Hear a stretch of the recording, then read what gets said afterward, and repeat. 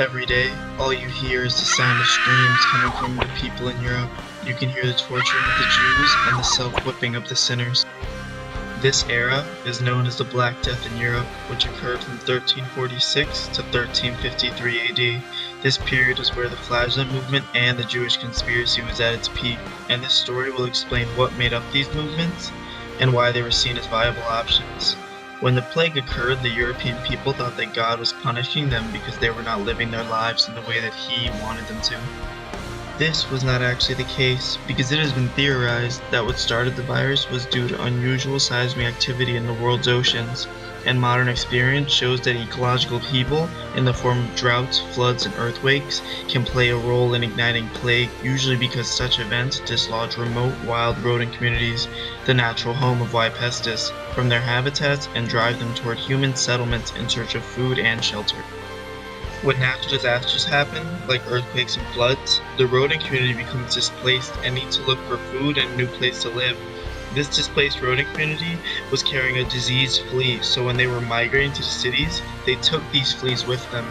The Y. pestis strain of the disease would not have been a problem as long as there was a healthy community of rats, but this strain killed most of them off, meaning that the disease now had to find a new home, and lucky enough for it, the fleas were surrounded by humans.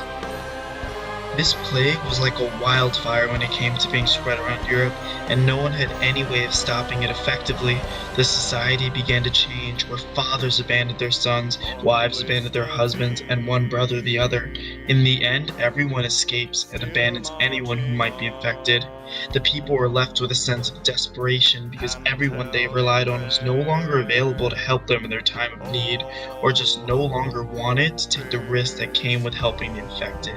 It no longer mattered if you were family or friend, because in the end, everyone abandoned everyone else.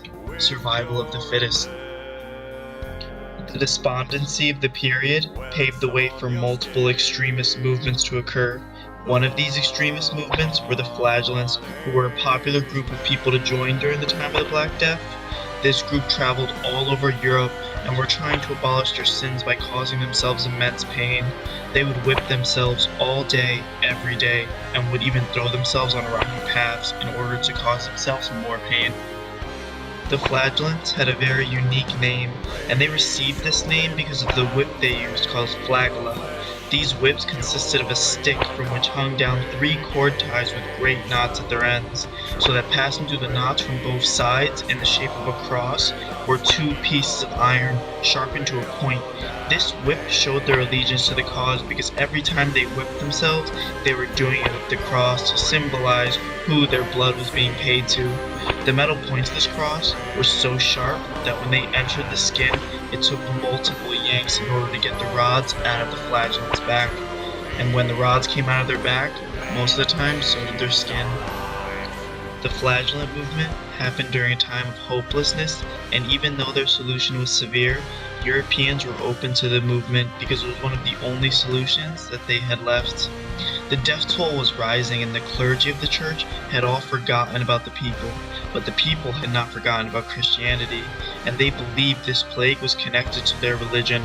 The people of Europe saw the central image of Christ on the cross as the Savior of the world, communicated the message that suffering is redemptive. If the best person who ever lived gave his life for others, then to be of value, we should likewise sacrifice ourselves. This was how the Flagellants connected their way of life to religion. They connected their cause to the crucifixion of Jesus. Christ had everyone's sins absolved through his suffering, so using the same logic, the Europeans could rid themselves of their sin. The Flagellants' pain would be seen as a sacrifice to God, and he would forgive the European people their sins and lift the plague. The people of Europe saw the solution as viable because the ideology that God had is what their whole movement was based on. So in their minds, if it worked for God, it should work for them, at least in alleviating the plague. The Flagellant movement was not just made up of citizens and holy people with no rules or structures. In actuality, the movement did have a system of rules, and their whole structure was based on a journey, which when completed would absolve the people of their wrongdoings.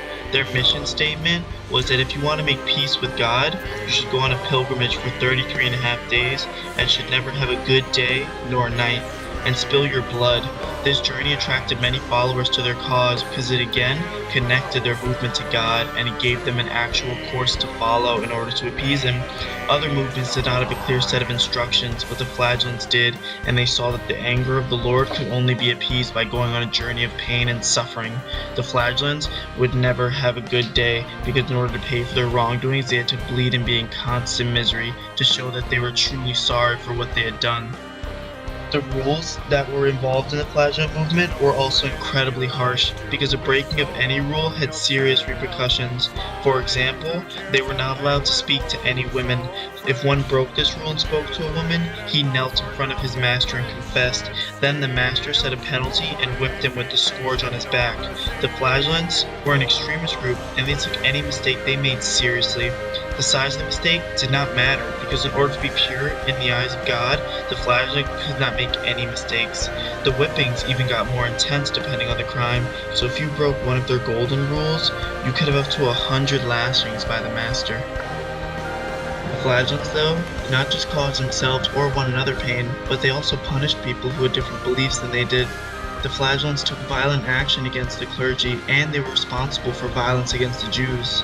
They did not always get along with the men of the church, because sometimes the clergy would actually go against the ideology of the Flagellants.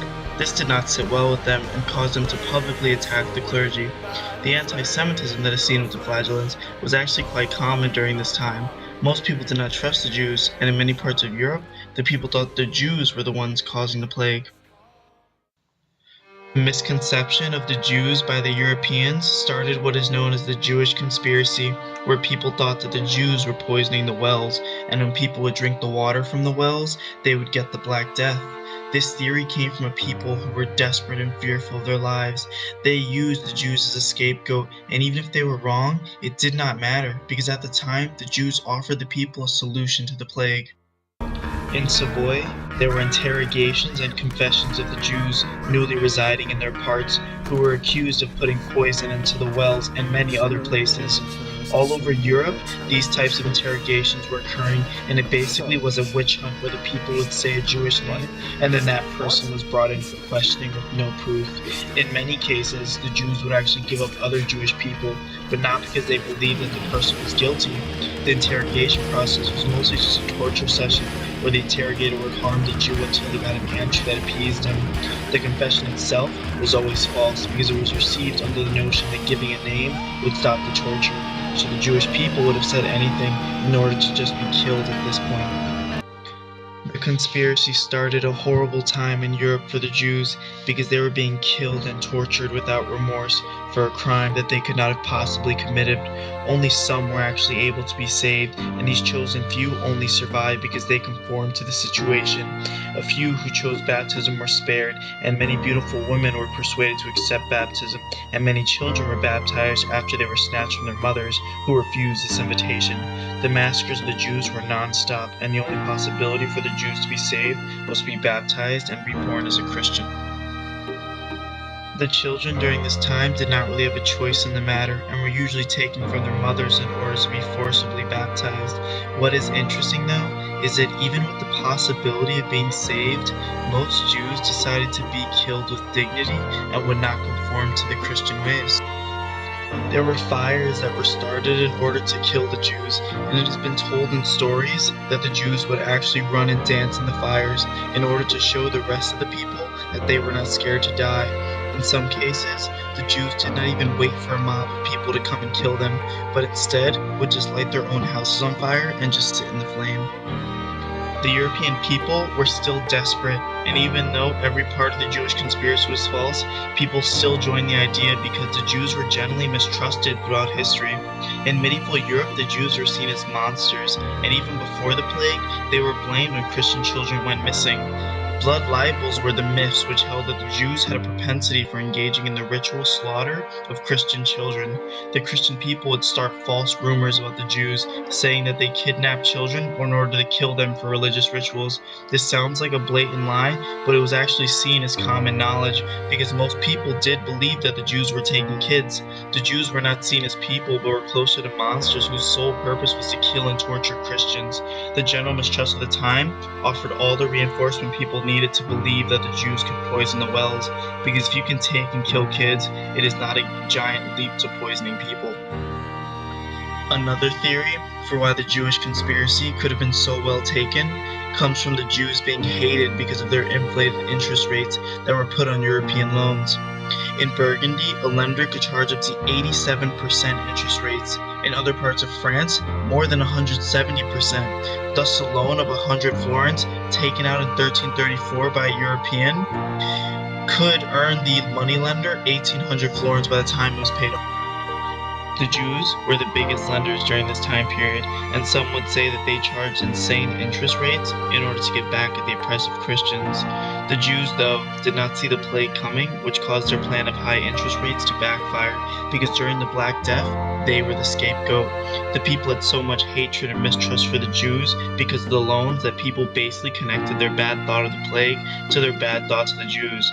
Both the Black Death and the Jews were bad, so in a way it makes sense that the people would put one and one together. Also, the European people had a win-win situation, where if they were right, the death of the Jews would cause the plague to stop, and if they were wrong, they just did not owe the Jews any more money. The Black Death finally ended in 1353, and these movements ended to a degree with it. The flagellants were starting to not be welcomed in the cities because people were finally seeing that the ways of the movement were barbaric. Europeans saw that causing pain and suffering every day to themselves and others were not the way to the cure. They basically were disgusted by the thought of the flagellants in their town, and in most cases the flagellants were banned from entering. Gates were closed on them, and the clergy even united in order to say that the movement had no religious connection. Without support, the movement died off, with only a few believers being seen throughout history. The Jewish conspiracy ended to a degree because most doctors found out that it was a virus of sorts that did not come from poisoning, so the Jews were no longer seen as responsible for the Black Death. The mistrust, though, and anti-Semitism did not stop and continued throughout history. Most people still saw the Jews as the enemy, and no matter what was known or told, people would not change their minds. All in all, both movements died off, with the other 25 million deaths that happened during the Black Death. The stories, though, that came with these movements will never die, because it shows how desperation can lead people to do insane and desperate things.